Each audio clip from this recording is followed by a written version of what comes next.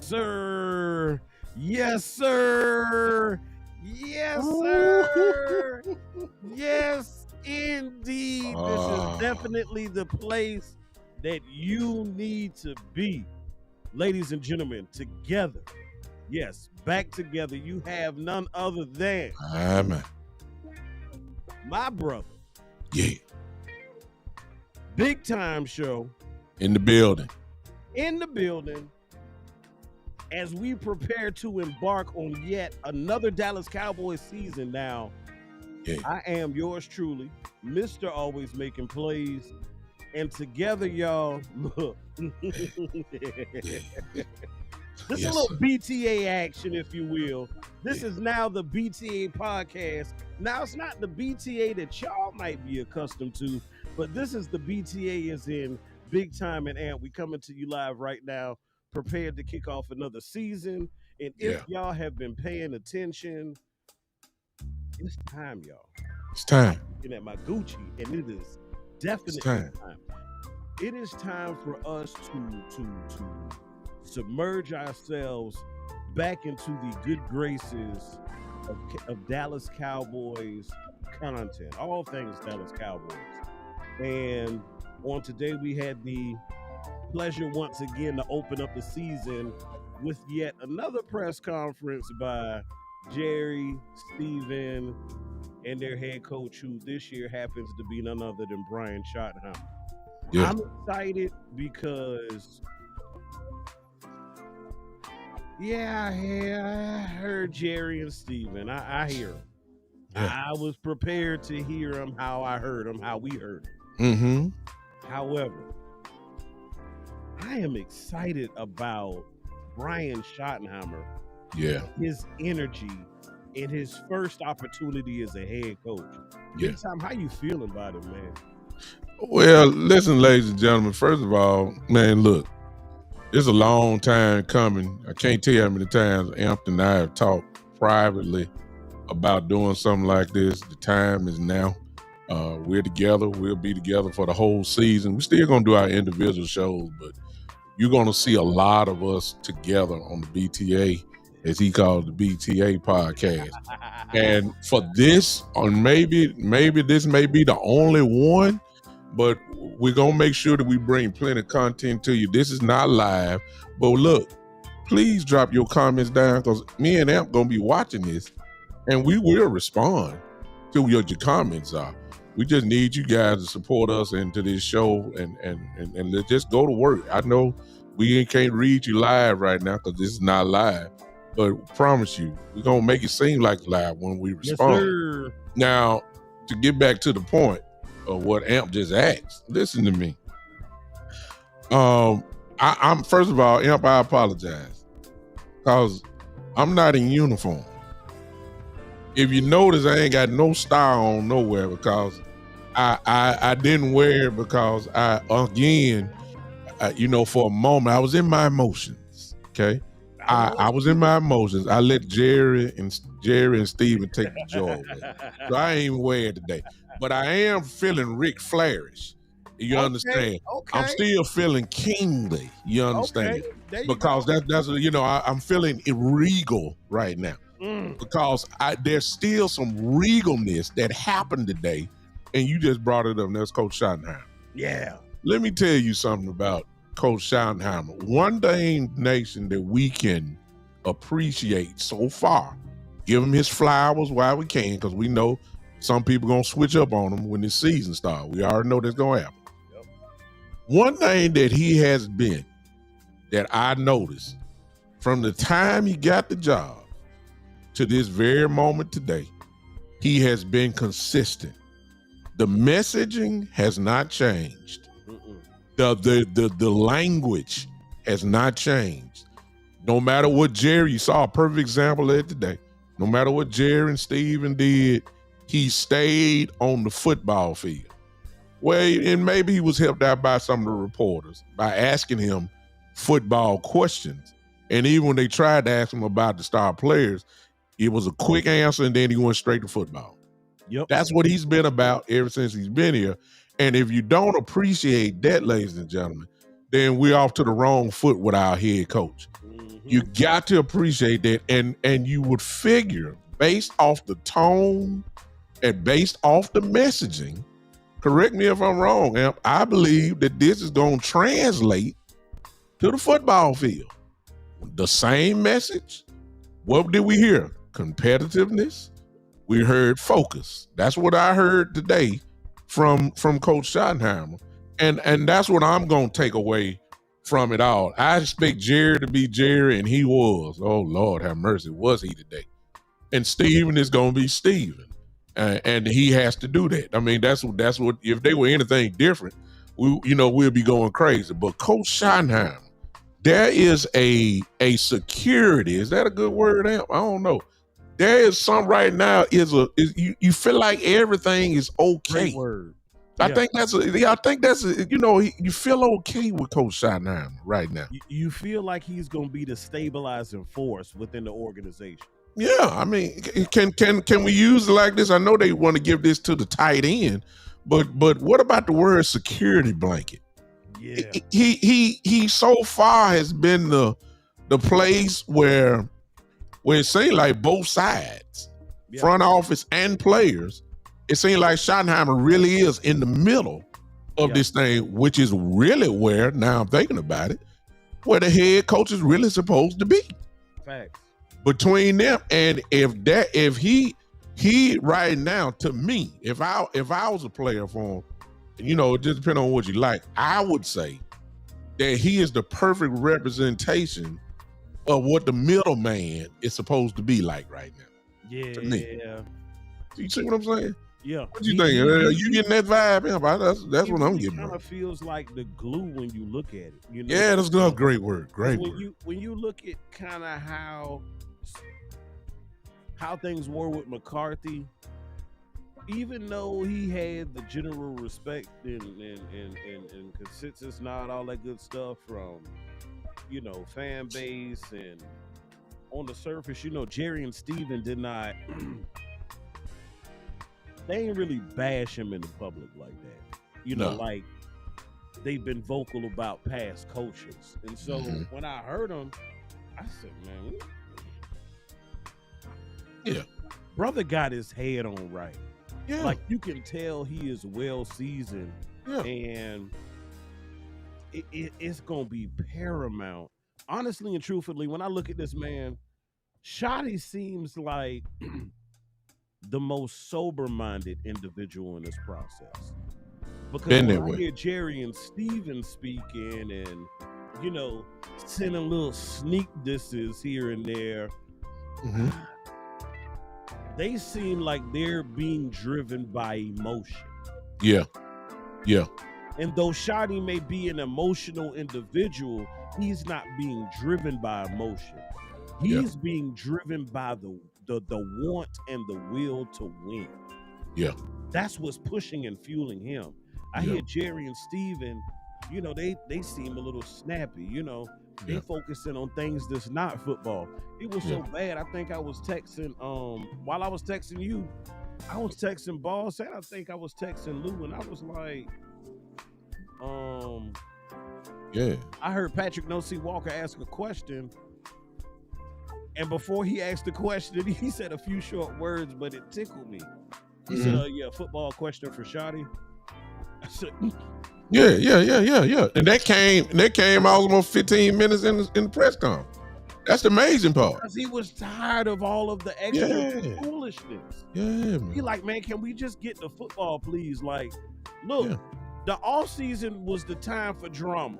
The last few months have been the time. If you were gonna have drama, that was the time to have it. Yeah. See, I was irritated in my football spirit this weekend when it was so bad I had to get off of social media. Because everywhere I turned, everywhere I looked, what happened? What was I seeing? Yeah. That doggone stinking championship ring that the Philadelphia Eagles around here parading around. And I said, man, I can't. I can't do it. I can't. I had to detach myself.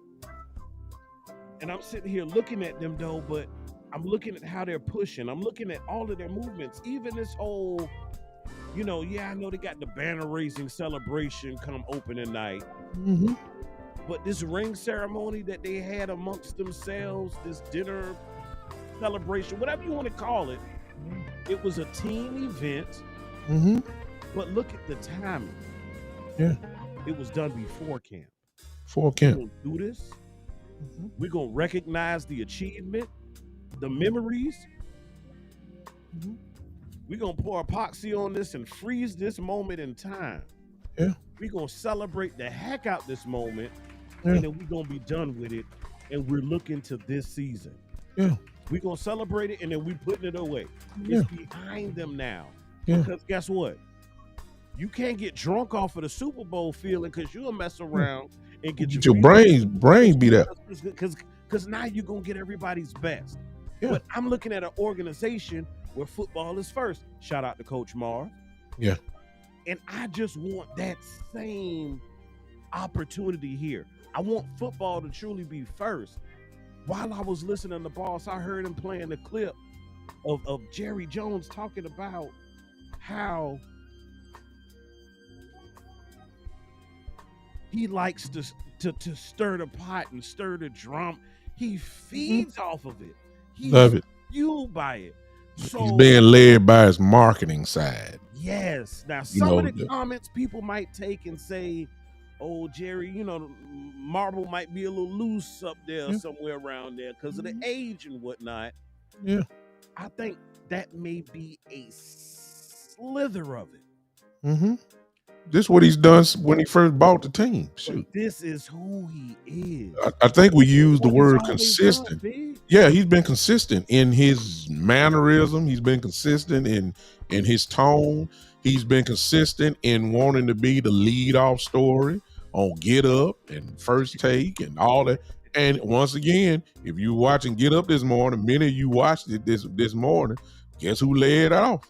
The Dallas Cowboys. And that was before the press conference. So you can imagine what tomorrow morning gonna be like, y'all. Yeah. You can imagine what tomorrow gonna be like. What was it? Year before last year? Stephen A went out there and whatnot. Yeah. See, it's and as long as normalcy is like a virus to them, at least to Jerry. Steven know he can't do nothing with his dad. He just got to fall in and be like people are for President Trump sometimes. You know, President Trump will say something and they know it's wrong, so now you got to clean it up. That's what Steven really is there for, and then to get to the technical side. But that's what we saw today. But in the midst of that, there's always a little sunshine in the rain. That sunshine was your head coach today. And I believe that today, because if you looked at the press conference, he was getting with the team today. He was getting with, get this thing really crunk up and really first team meeting with all 90 players there and all that type of stuff. Listen, I really believe Coach Schottenheimer, because the advantage that he has, he's been here for the last 3-4 years. Yep. So he know how this thing go. You know what I'm saying? It ain't gonna be nothing new. I really believe he's gonna lock these guys in football mode, because I did hear him say once again today, and I loved every second of it. He used the word physical. I heard it again. I heard him say this is gonna be a physical. He said, I know we limited, but this is gonna be a physical training camp on both sides. He said we got to get the line of scrimmage. Because a few words after that, he used the word trenches. He used the trenches, and then he used the word both. And then I also heard him say, I hope, and he said as far as Michael Parsons, he turned that thing into football and said, I hope Michael Parsons is here so he can go against Tyler Guyton. Translation: I need him to whoop Tyler Guyton.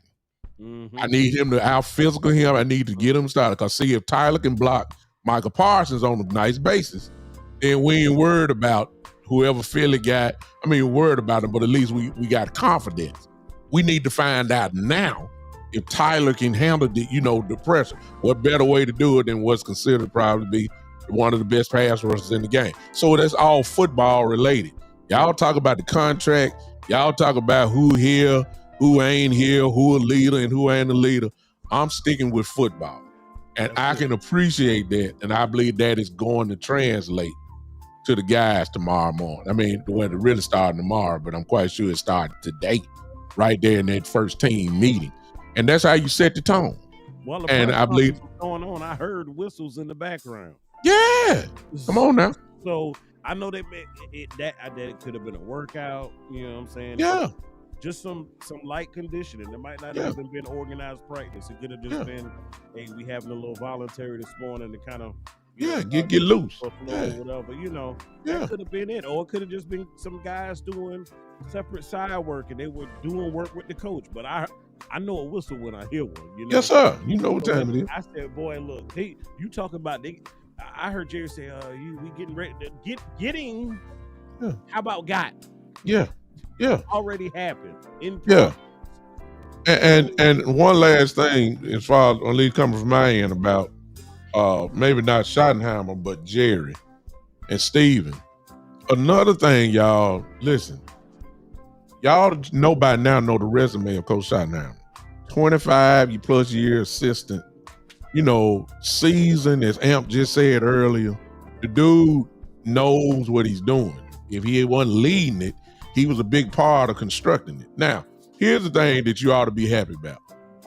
Because on regular standards, this is not the way you want to start off your first year coach. It's not the way you want to do it. Even though it ain't got nothing to do with the field yet, but this is not the tone you want to set. In spite of that, can you appreciate, y'all put it down in the comments right here, please, put it in the comment section. Can you appreciate what your coach and how he handled the situation? For those that didn't look at the press conference by now, you know where to look it up and read it. Just notice the mannerism, the tone, and the messaging of Coach Schottenheimer. And y'all tell me if that's not looking real good on your end about that. That's really all I want to put on. I'm happy about our coach. Yeah, I think when you look at the dynamics of the organizational structure and you paying attention to the condition of Jerry Jones, it kind of gives me the vibe. So here locally, we got this. I actually think of two types of businesses. I think of a barbershop. I'm sorry, and locally we have a old school historic key making place downtown, right? Shout out to Bradley's. I've been going there since I've been a kid. But it's this old man Bradley sits in there, and he don't make keys no more. You know what I'm saying? Just like my barbershop. Old man Harris, after a certain point, wasn't cutting hair no more. Or he might cut a few, his friends or whatever who still let him do it. But Jerry is that old man who sits in the corner now. He's still on the business, but he's not operating how he once did. Jerry Jones is not currently operating the way he once did. He's more of a political figure, if you will, a talking head. Some folks say he a clown. You know what? I wasn't gonna take it that low, but I ain't say I said it. I just said some folks say he a clown. Clown. You could even call him the in the circus. Who's the big guy? Oh yeah. You know. I know what you're talking about. Y'all write that down, y'all. We'll read it in the chat tomorrow. Put it in the comments for me, please. Amp is having a moment, Yeah. But they always have the head guy, the ringmaster. Ringmaster. There you go. Gary is the ringmaster of this Dallas Cowboys circus. He gonna stir. He gonna talk. He gonna create energy. He gonna insert some drama. He's gonna do all of that to add to the theatrics of the show. Bingo. That's what it is. It's showmanship for him. He's Showmanship and marketing, as you say. There you go. So he's gonna do that. So I'm initially early. I ain't gonna lie, y'all. I like Big Time said, I was hot. I'm like, man, you heard me last night. Yeah. With DC Universe, I got a little upset in my feelings because I'm like, man, how long are we going to do? Are they going to do? Because Amp ain't doing a doggone thing. How long are they going to do this same two-step? The fact that you have not stepped foot in a conference championship since 1995, but then when you start talking and making reference to Micah Parsons not being signed, other players not being, or excuse me, I'm sorry, because everybody in Dallas is signed and under contract, but the players who you have not renewed, who the window of opportunity, you can go ahead and do so now. There ain't no penalty for doing it at this point in the game. It won't hurt you. It'll actually. It just hit me. It just hit me. Stop them. Signing Micah Parsons will also free up some money. Bingo. So my thing is, what I was alluding to was the statement that Jerry made when he said, I in regards to these contracts, they're like dangling participles, if you will. And I have about 20 of those a day, because I want me some Royal. There you go. That's what he wants. Like, bro, what? Come on, man. So you cool with the dangling participle. So you're referencing Micah Parsons' contract as a literary term? Yeah. Boy, he took me back to school with that. That man said dangling participles, Big Time. Yeah. Go ahead right now. Put it in the chat. Type. Put the air quotes with it too. Air quotes or hashtag dangling participles. Yeah. You can put a bookmark right there. I'm telling you, I'm coming back for that. Yeah. But it just amuses me how, you can make light of it and say, I'm not really worried about it. I'm okay because everybody's under contract. Like, something wrong. When you're dealing with the dynamics of a house, right? And you got the kids and then you got the parents. And sometimes the parents in the midst of, living together and dealing with personalities, they get into it with one another. Yeah. Or a parent may get into it with a child and you got all these bystanders, or the mom and daddy get into it and the kids are looking at the parents fussing and cussing back and forth. And guess what they're doing? They're processing, they're absorbing, they're learning, they're soaking it up. They're making downloads into that little noggin of theirs, remembering how mama and daddy were. And I heard how daddy was talking to mama. He said, "You better not ever ask him for another dime." I'm scared to ask for lunch money now. Wow. Because you're looking at how he's dealing with the lion. Yeah. One of the best players. Like Simba when he been out here balling like Mufasa. Yeah. Come on, man. One of your best player. Some folks will say he's your best player on your roster. And this is how you do it. But that points to, I believe everybody, I don't think, and while you're talking, I was sitting there thinking, I think that the main thing, the fan base, because we're the ones that's mostly hurt, because we all know Micah's going to get his money. We know what's going to happen. You just hope it ain't a couple hours before kickoff like he did Dak in week 1 against Cleveland. That's what you're hoping for, but I mean, it's going to happen.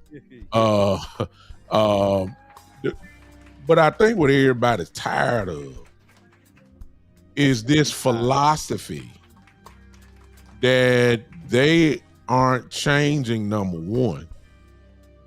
And most importantly, nobody else is doing this philosophy at all.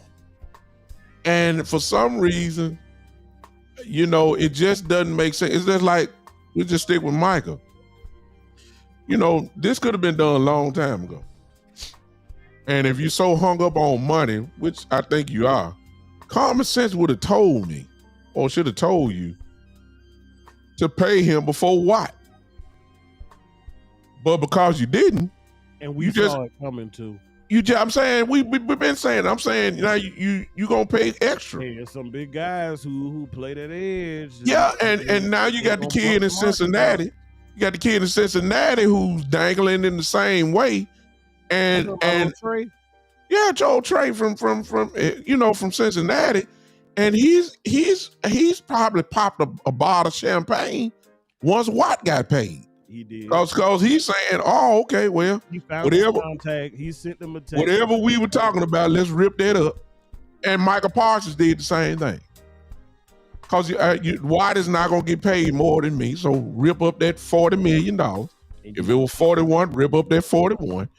And this thing could have been done a long time ago. And to be honest with you, the truth really is that Trey and Micah are kind of like saying, Michael. And Micah's saying, "Please go first, Trey. Please." So I can go top this off. Both of them saying the same thing. They have arrived to the restaurant at the same time. Yeah.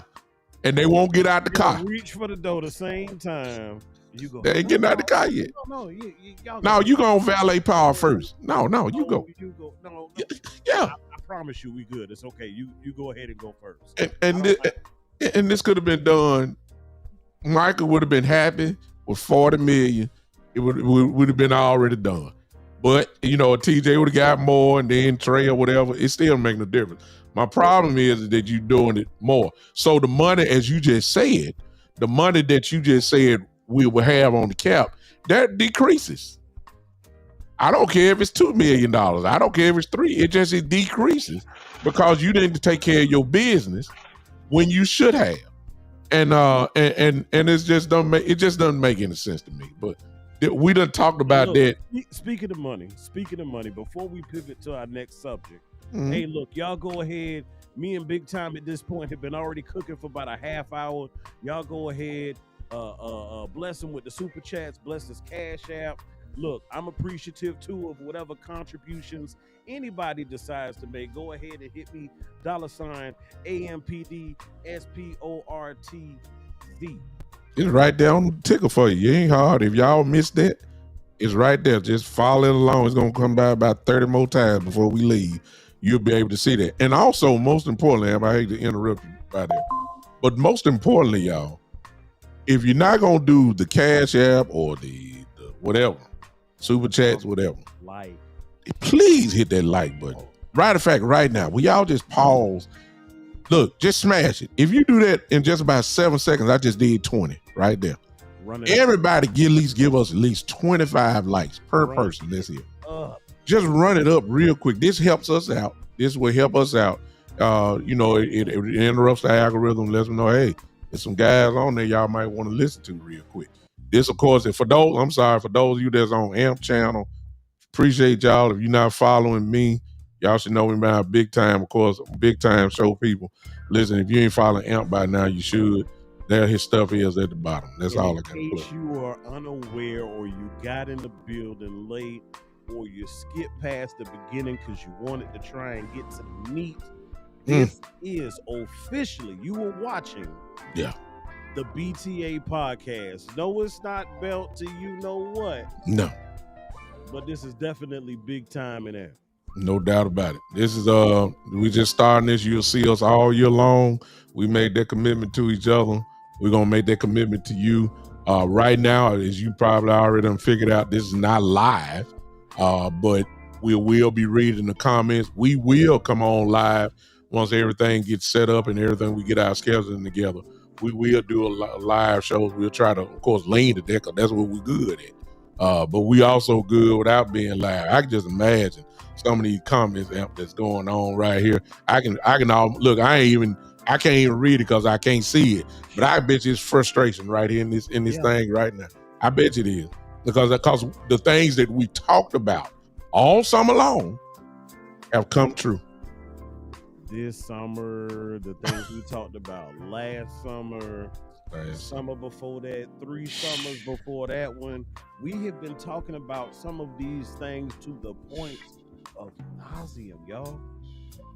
And you know, I'm a trash talker, ball player. Yeah. So I engage with the ops often. Okay. I do it with friends. I definitely do it with family, coworkers, everybody. Yeah. But right now, the fans in Philadelphia are walking around with their chest out, and they are talking and speaking in confidence. And the reason they are doing so is because of the manner and fashion that their ownership and management and coaching staff are building. Mm-hmm. You can't help but look over and be like, man, and become a little envious. It must be nice for football to be first. Yeah. And I get it, you know, Jerry's driven by other factors, but it's like at a certain time, at a certain point, enough is enough. Get out the way. You preached last offseason about being all in. And halfway through the season, you were reneging on that. Yeah, because you didn't get all out. Something you need to be all out on. And that is... You need to get all out the way. Get out the way. All out. All out the way. Let these guys, and especially in this situation, first year coaching staff, they still got to learn each other. You know, we ain't got into a game yet to see how they got to, see how they're going to work together. We know how they are individually, but even in a game, you got to be, together even in that. So they got a lot of hurdles to cross over. And the best way is they're going to get together and unite even better than what they are. Yes, they're having meetings. Yes, they're, positional groups are having meetings together and all that. But to this next level that's got to happen for a season to happen, please get out the way. Your coaches don't need to be asking no questions about this mess, this soap opera mess y'all got going on right now. Get out of the way. Dirty laundry. Yeah, I mean, come on now. Just let your coaching staff get together, man, and slow by slow. Go ahead. With all of this dirty laundry that has been placed in front of us, how do you foresee? I know what you would like, but how do you foresee this thing kind of unfolding? And I mean, you can go as bird's eye or as microscopic with this as you want. But with how the table has been prepared, what's set, what you smelling, what you caught a whiff of, what you see on the counter, how do you think the 2025-2026 NFL season unfolds for the Dallas Cowboys? I'm gonna be honest with you, Amp. I think that question is not going to be answered until maybe about the bye week. And the only reason why I'm saying that is because, and it could be sooner. Okay. See, I've always said this, Amp, that the Cowboys all are just spectacular in winning or losing. We either win spectacularly or we lose spectacularly. It's no middle ground. It's never. It's either we'll rip somebody apart or we'll have a miracle win or a last second win, a roller coaster like feeling, and then we'll win it at the end, or we'll lose spectacularly by making the dumbest mistake, or we get ripped apart, get blowed away, 250 yards rushing. And see, with this year here, unfortunately for Coach Schottenheimer, I will say this. You ain't got a lot of time. Week 1. Stop beginning. Out the gate. Right? I mean, out the gate, when you look at this schedule, there's not a lot of room for it ain't no room for rest. I'm just being honest with you. Even the games that you think, like, we got to Philly, but week 2 gonna be just as tough. We playing the Giants. If you think the Giants is gonna be a pushover when you look at their defense, you crazy. That's all I'm gonna say about that. Now, I don't think their offense gonna, but I'm saying, Russell Wilson could go into time warp for one game. It very well may be against the Cowboys. You never know. And blow it. I'm saying you don't have a lot of room for lackadaisical, saying, let's see out the 4 games. Well, at the 4 games, you could be 1-3. And that fire coming, you on your tail. No hiding. It's none. So that's why I was saying in week 8, whatever our bye week is, I think that by then we'll kind of know where we really are. Even if we have one bad defensive game, who knows? They might play lights out the 2nd week or the 3rd week. Who knows? One game ain't gonna cut it, but I just don't want us to lose spectacular no more. Let every game be a dog fight. Like, you gonna earn the W against us. You gonna earn it. You ain't gonna run for no 180 yards against us. That's what I'm hoping for. But I just want to break that narrative. You know what I'm saying? Yeah. Let's see how we win. How we win this year. Let's see how we lose. And if we fighting a lot, the narrative will slowly but surely begin to change. Like, for instance, when we getting punked out by these teams, these big boy teams, is that narrative gonna change? Because that's the narrative right now. When they play the bullies, they get embarrassed. And can we change that narrative? And we got plenty of bullies on the schedule this year. So that's what I'm looking for. I'm looking for the change of a slowly but surely the narrative, and that's where that physicality and toughness part come into play. What you preaching, that would take care of a lot of it. That's all. That's what I'm looking for. So I really can't predict it. I did make the mistake of predicting it.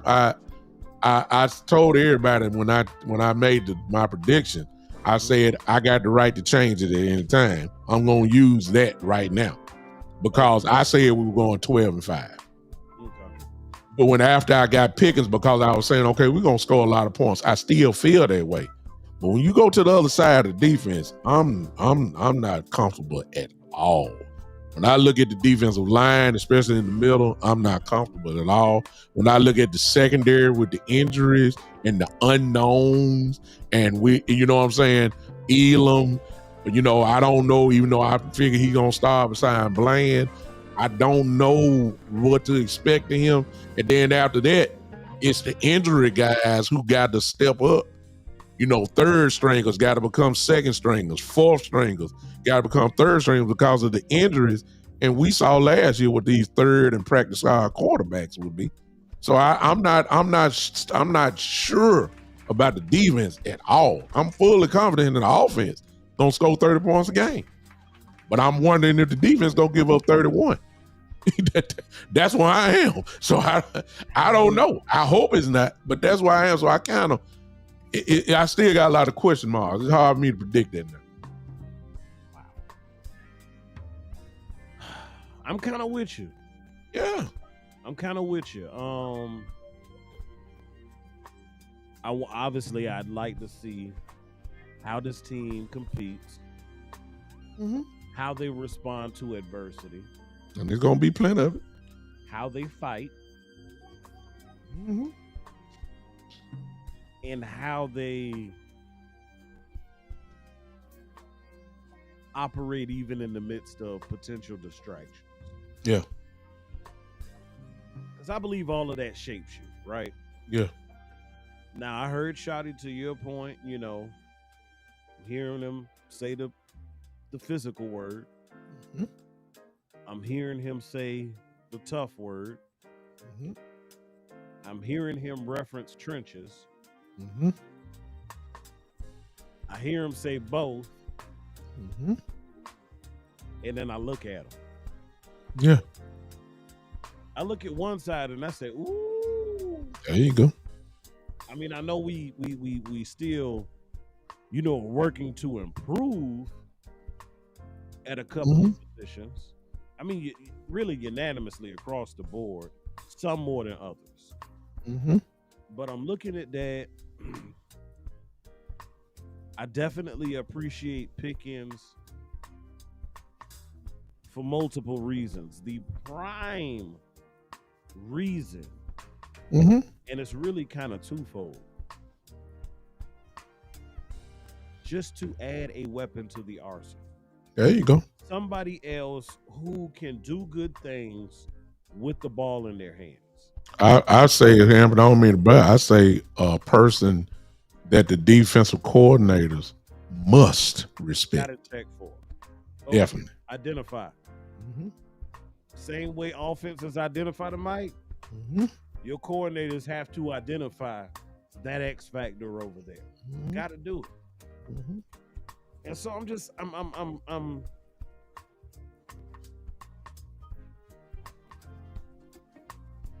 a mix of emotions. Yeah. Because on one side, I'm like, yeah, we got Pickens. That's a weapon. Yeah, he's a pressure release valve, if you will, for CeeDee Lamb. But he's also a pressure release valve for the running game as well. Because it's like, hey, you still got to check for 3. Yeah. Whatever number he going to wear. He probably will change it again between now and then. But you got to check for him. Yeah. And the fact now that you have, because you look around the NFL, y'all, and the dynamics are being molded constantly. The league is constantly in an evolving state. Now, it's not too many more things that are new under the sun as far as it relates to the NFL, but I said it. It's this whole trend meter, if you will, for the NFL. It goes in circles. It's not linear. It's continuous. Yeah. You could start at one point. You could go to something else, and you could end up right back what you started with. That's what we're seeing. You're seeing teams now kind of have more of a commitment to the run game. You're also looking at teams who are comfortable enough with the guy that they call their number one receiver, but don't mind adding some company with him. There you go. To make it a nice tandem, if you will. And I saw individual teams who had a guy, made it their business in this year's draft to get another guy to pair with that guy. I'm looking at us and I'm like, boy. Yeah. Prior to Pickens, it was Slim Pickens. There you go. Exactly. Let me clap you up on that one. I said, okay, y'all got to focus on that, so maybe that'll let that run game breathe some more. So that'll be a byproduct. The run game won't quite be glory days, Emmett, DeMarco Murray type days, early Zeke days. Yeah. But I think it'll be somewhere around where we've been more recently and kind of where Zeke, DeMarco Murray were. I think we're going to be somewhere up in that area there, yeah. If you will, yeah. Maybe collectively, we might get a back in here who may give us 12. Mm-hmm. You know, Mm-hmm. that would be cool. That's a step. You know, the fact that you're doing it more. You know, Yeah. That's how I see this offense. The defense, like you said, that doggone Pop-Tart, man. Yeah, man. It's looking a little softish in the middle. Very soft. And let me, and which leads to this question, like, you know, if it's your first year coach, you want him to succeed. You know, if it's your first year coach, because he's the one that's gonna get fired and all that type of stuff, and you even got Eberflus's back. You know, usually they come after, unless Schottenheimer was not happy with Eberflus. You know, he can let him go, but usually it's the head coach. So my question to Jerry, Steve, really particularly Steve and Jerry, and I guess Will McClay, you throw him in even what that is, like let's under this scenario. I hope this is not the scenario, but at what point do you say enough is enough? Like, if we're not stopping the run, when are you gonna pull the trigger to get some help in here? You know what I'm saying? I mean, I know you ain't gonna trade, you know, the real good ones are already on teams, but there are some guys who may be second stringers who really could be starting or not, you know, really are ready to take that next step past just a rotational piece. You know what I'm saying? Like your second string guy who really could be your number one. Like, when are you gonna pull the trigger? Are you gonna continue to let us get ran over nonstop before you say, I mean, when are we gonna change the narrative on when we're gonna stop the run? And here's my thing. We ain't gotta wait to know week one. Like, if you ain't saying this, you know, in practice, okay, if I got BB, because this is who we're gonna see. I got BB and Mozzie. As strong as both of them are. Mm-hmm. If Mozzie is getting pushed back, because some of them gonna have to be double teams. Tyler Smith is gonna have to help BB out, double team Mozzie. Or Booker is gonna have to double team and get Osa. Mm-hmm. If they're pushing them back consistently, when are you gonna have that meeting with the general manager, Mr. Jones, since y'all have a meeting every day, and say, hey, this ain't gonna work? Like, I need some help. I mean, we already seen the tape, like I said last night. We done seen the tape of them getting pushed back. How long do we got to keep seeing the same thing before you say, let's change it? Mm-hmm. That, instead of going through another whole season where we 31th or 30th in rushing on all that type of stuff. See, that's what I'm saying. Like, let's change the narrative now. Now, I don't know if Jerry gonna do that, but I will get tired of saying that, because if we're not stopping the run this year, we're gonna have big problem. It'll be tested out in week one, by the way. You see what I'm saying? Like I said, ain't no, like you said, it ain't no place to hide. Out the gate, Doc. Out the gate. So that's my problem. You know, let's do some real general manager work. If they're performing at a decent level or level that you're comfortable with, I get it. But if they getting destroyed, we can look. I ain't ready to go through this again this year. No, I'm not. So I was kind of marinating because, you know, as many things as I heard today out of the mouths of ownership that I didn't like, that rubbed me the wrong way. Mm-hmm. There were some things I heard that I liked. Mm-hmm. And there's something I kind of want to challenge Jerry on, if you will. Okay. Because at a certain point, I got to go back and see if I can pull this. At a certain point, Jerry said, you know, because I don't have a whole lot of time left. Mm-hmm. Okay. Acknowledging that you're older, north of 80. You're mm-hmm. older, you know. Mm-hmm. No age payment over here. Mm-hmm. But if that is truly the case, right? And you're sensing that, you're starting to feel it. You know, I used to kind of want to say, hey, let's get the assets in here. You know, let's maximize. You know, even early in the conversation, you heard me allude to the phrase "all in," right? Uh-huh. And that's good. It is. It really it's really good. It's needed. But I think something that might be maybe a little bit more inclusive, if you will, and to hit home a little bit more. Doggone it, Jerry and Steven, I need to see a sense of urgency. They don't have a sense of urgency about anything.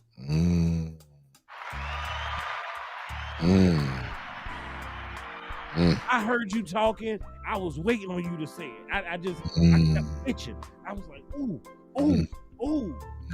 time. In my older years as a man, the head of my house, with a wife and kid inside up under the roof, having conversations with my father, and it's father's son, but it's also head of household. And so I take a lot of things from my father. I soak it up, his wisdom, and everything. And in his older age, my father has said, my most valuable resource is not my money. It's my time. I hear Jerry talking about the agony of signing players to contracts too soon in the past, and you felt like you got burnt. I get it. Nobody wants to be in that situation to where you pay a guy and then they lay a goose egg for you. I get it. Doesn't live up to the hype that you thought he would. I get it. You don't want to get burnt. Cool. But you have acknowledged the fact that Father Time is ticking and obviously is still very well undefeated. So if all of those things are the case, why were you not worried about dangling participles, sir? I'll even up the ante on that a little bit. Not take nothing away from what you just said. I even up the ante. You got two teams in your division who are obviously better, and they ain't going nowhere soon. If that don't send the urgency, because hold on, dog. I'm sorry. I'm just saying. I got it right there. God almighty. That's the urgency right there. To add on to what you just said, Father Time, you let everybody catch up. And the real truth of it be told, as much as I hate to say it, the Philadelphia Eagles in this little 5-6 year span, hello, they've been in Super Bowls. They won too. I hate to say it, but the truth is the truth. And in 1 year, the coach that you let get away because you wanted to keep McCarthy, Dan Quinn, and when you throw in an owner who has won at every professional level on every sports, then you throw in Magic Johnson, who's a born winner. And then you come on now. They come in Washington and turn the whole world upside down. Check this out. In 1 year. 1 year.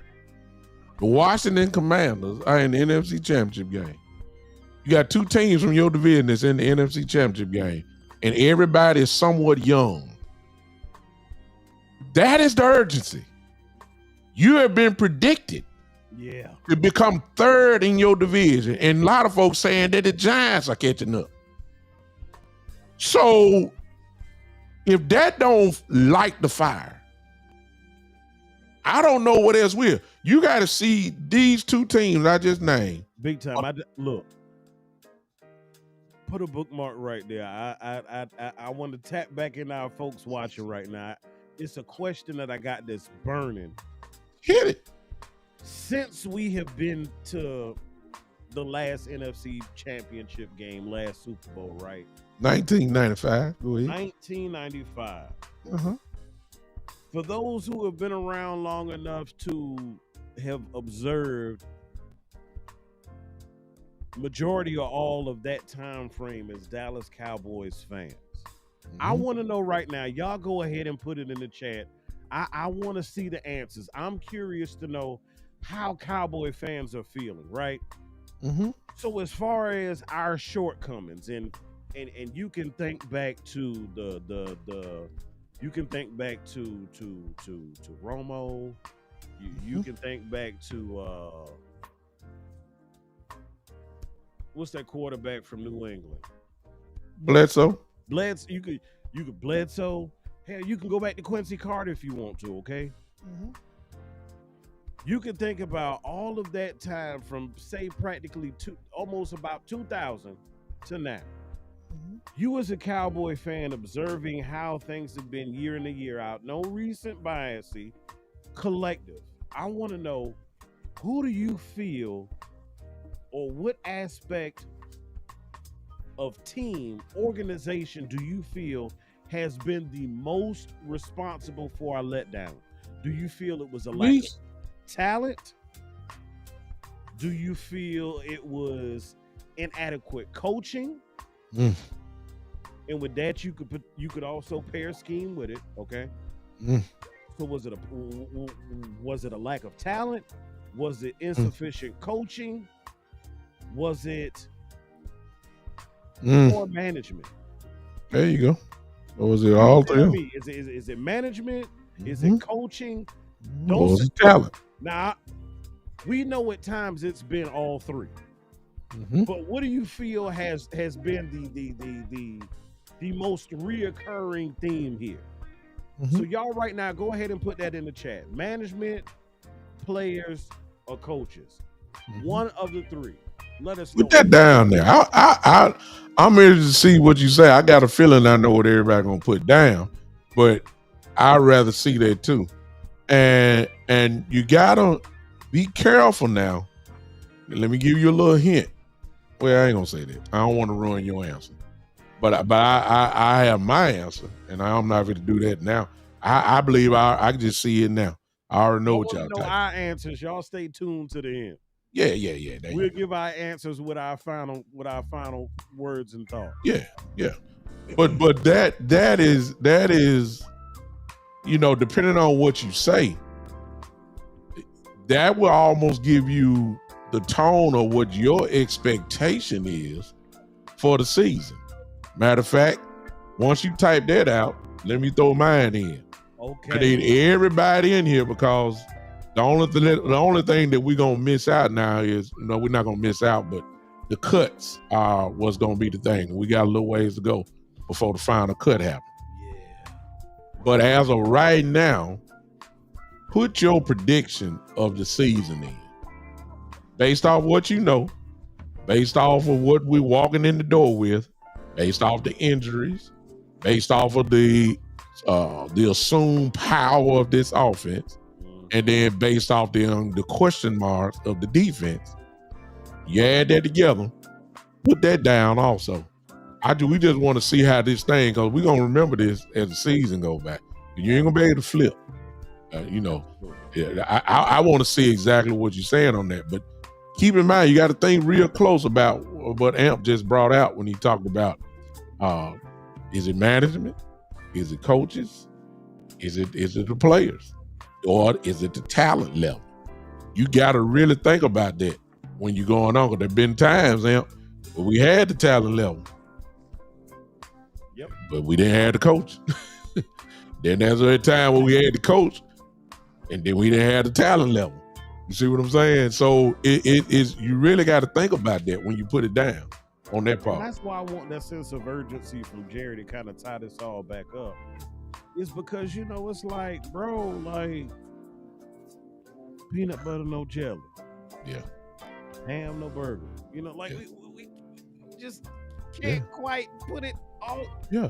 I feel like we the Dallas can't get right. Yeah. And the other teams that we just mentioned, Washington and Philly, they're urgent. You can see by the action. They put it all together. They're going out. If they don't have the talent, they putting it on there. I don't like it at all, but Washington just got Debo, Von Miller.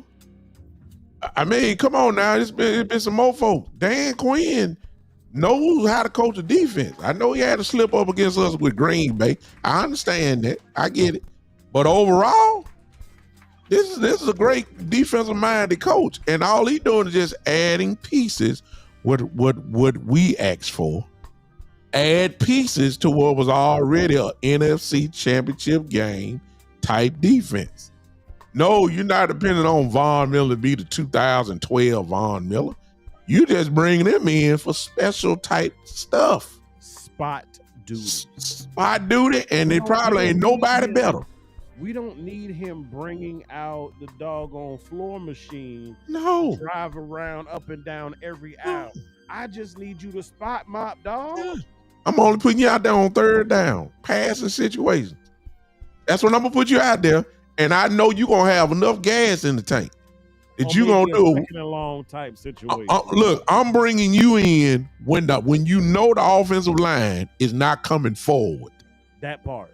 We're bringing you in, Vaughn, only when we know that they're going to put them on the heels. Yes, sir.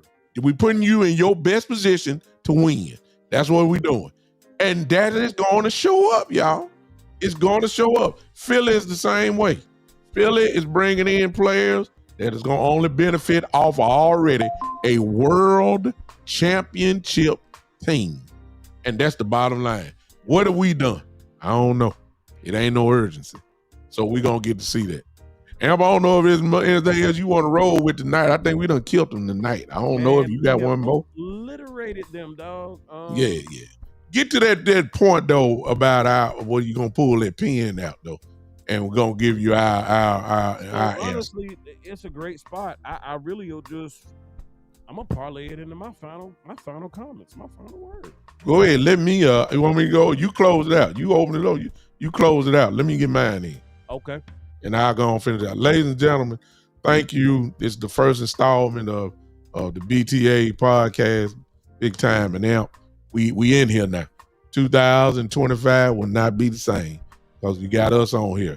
We joined the ranks of a lot of our brothers. We decided to combine our efforts and hope you guys will support us in this. Thank you for all those that tuned in. Powers combined. There you go. Captain Planet. No. There you go. That boy, that fool. Hit that like button. Do us a favor and share it out. Let everybody know we're in the building together. We'll have guests on here. You're gonna see members of the universe here. Yeah. We're gonna be together. We're gonna crank this thing up. We're hoping that when we come on here, we're gonna give it to you real plain. If they play like trash, we're gonna say they play like trash. If they play great, we're gonna say they played great. It's really just that simple. But we start off pretty much the same way we start off every year. I'll sum it up in one word: drama. That's what we started off with. However, unlike other years, there is a stabilizing force in the building.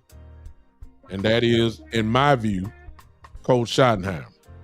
Now, y'all going to change on him during the year. He the offensive play. He going to call some bad plays. He going to get situational football wrong sometime. He ain't going to be perfect. But right now, as of today, this dude is a guy that I would run through a wall for. I'm telling you, I like his demeanor. I like his tone. I like his verbiage. I like the messaging that he's sending. And I believe that he's going to transfer that to the team. And I believe the team, that tone is going to be physicality. Stay tuned for training camp. Pray to God that no major injuries happen. But I like what the direction that we're going. I hope Jerry and Steven do not get in this man's way. Let him cook, as they like to say. Let him cook. Let him cook the meal. Then you can criticize it at the year's end. But right now, let him implement his way onto this team. And then let's just see how this thing roll out. Man, I appreciate y'all so much. Support us. And we're going to get down. But let me ask you this. I believe that he wanted, Amp said, well, what's my prediction? At first I said 12-5. I'm going to say based off if Dak Prescott stays healthy. Dak Prescott usually gives us 9 to 10 wins every single season. I have no reason why that you added and gave him what he has on top of what he already had. You added weapons to this thing. Now, I'm just not talking Pickens. I believe Booker's going to be a big weapon for us. So when you add these type of weapons on here, I really believe Dak is going to at least give you minimum 10 games. Minimum. And I believe he's going to upset a lot of teams that y'all think we ain't going to win. I ain't going to call them teams out. And don't be surprised if we start this thing off with a bang. And that means Philadelphia. Get ready. That's what I'm saying. So I'm saying at least 10 to 11 wins. That's what I'm saying for the Cowboys. So there you go. Close out, Imp. So you mentioned the word drama. Before I get to the drama, in my looking at that schedule, knowing everything is new. To your point, Dak is going to give you about 9, so that's my floor. I think he may squeeze you out another one. So I'm going to say right around 10. Right around a 10-win season. We together. I think we have enough to be able to make it work. Now, with all of the disappointment, frustration of how management has been operating, with the statements that were made today, it could be very, very easy for Cowboys fans to take offense, for them to be upset, because this is not a new issue. No. It's kind of a reoccurring theme, if you will. And so we could be mad, we could be bitter, we could abandon the jump ship. But that ain't how you handle business, and that ain't how you handle Jerry Jones. See, the one thing about rich individuals is they are very sensitive about their money. Yes, sir. And once that money start taking a hit, it starts to drive actions and decisions, and it sometimes can fuel emotions.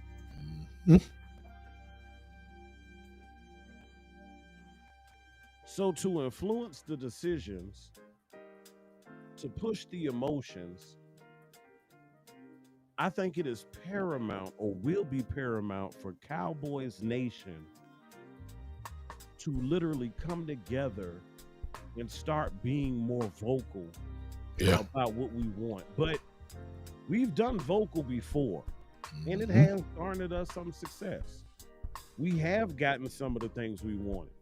We did luck up and get a Pickens this offseason.